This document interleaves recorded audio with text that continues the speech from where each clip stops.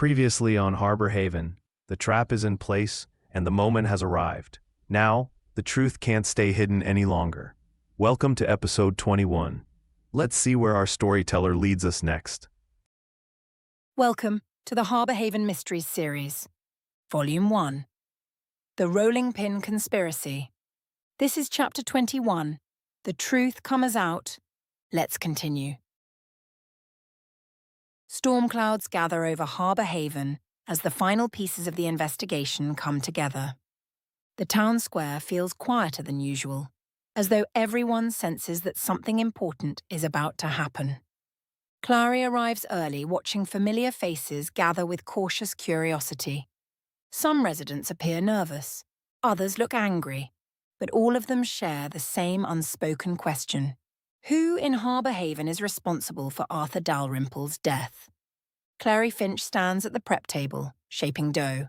Press, fold, turn, press, fold, turn. The movements are automatic. Her hands know what to do, even if her mind has spent the last 12 hours pacing like a caged thing. Tonight, that word has followed her through the dark, through her too short sleep, and now into the first thin light of morning. Tonight, the trap either works or collapses on top of her. She slides a row of shaped rolls onto a tray and glances toward the office hall. The ledger is locked away. The burned receipt sits inside a folder beneath her notebook. The message has already been sent. The suspect agreed to meet. Too quickly, she thinks now. Far too quickly for innocence. The bell above the door jingles. Mrs. Dotty arrives first, wrapped in her blue cardigan with determination hanging off her like an extra garment. Owen follows just behind her, carrying a newspaper and a face that says he slept poorly and knows Clary did too. Two fishermen trail in, bringing a gust of harbour chill with them. "Morning," Mrs. Dotty says, stripping off her gloves. "You look like you fought a war with your pillow and lost." "Morning to you too," Clary says. Owen hangs his cap on the peg. "Got coffee?" "Always. That's why civilization holds." Mrs. Dotty settles at her window table. "Civilization holds because women keep baking while men make speeches about hard times." One of the fishermen laughs. "You wake up ready, don't you?" "I go to bed ready," she says.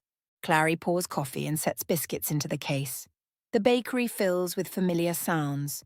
Chairs scraping, cups touching saucers, quiet talk about the weather and the price of bait. For a few minutes, the morning almost feels ordinary. Then, the murderer slips into the room again. "Heard the sheriff's got movement," one fisherman says. Mrs. Dotty lifts a brow. "That man's had movement for weeks. I'm still waiting on direction." "I'm serious. Folks are talking again about the harbour project money." Clary keeps her face calm. "What folks?" Owen asks. "Dock workers. Someone down by the hardware store says the books don't look right." Mrs. Dotty sips her coffee. "Books never look right once dead people start gathering around them." The retired teacher folds her paper. "Mark my words, money sits under this thing like a rotten beam." The room quiets. Clary looks up. Money again. The whole town seems to feel its shadow now. Owen catches her eye, just long enough to remind her of the plan. Clary turns back to the dough. Mrs. Dotty studies her over her mug. "That face means either the sticky buns are burning or you know something you shouldn't." "The sticky buns are fine." That leaves the other option. Clary gives a tight smile. "I know enough." Mrs. Dotty nods slowly. "Then don't go being brave alone.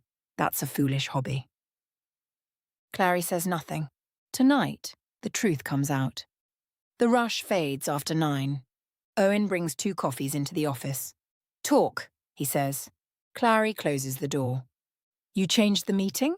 he asks. "No." "Still tonight?" "Yes." "In the alley?" "Yeah." Owen exhales slowly. "Tell me again why the alley." "Because that's where the victim confronted the killer. It's familiar ground for them, somewhere neutral."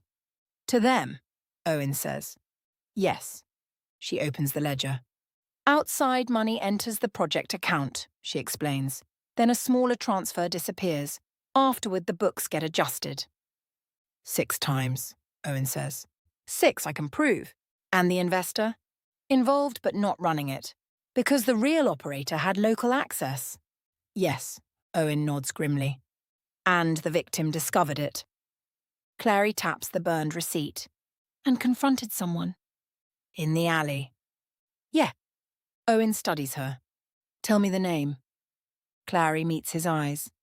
The victim's business partner. Owen exhales. I thought so. She closes the folder. Tonight we prove it. Evening comes slowly. Clary closes the bakery early. Deputy Marsh arrives through the kitchen door. You still set on this? He asks. Yes.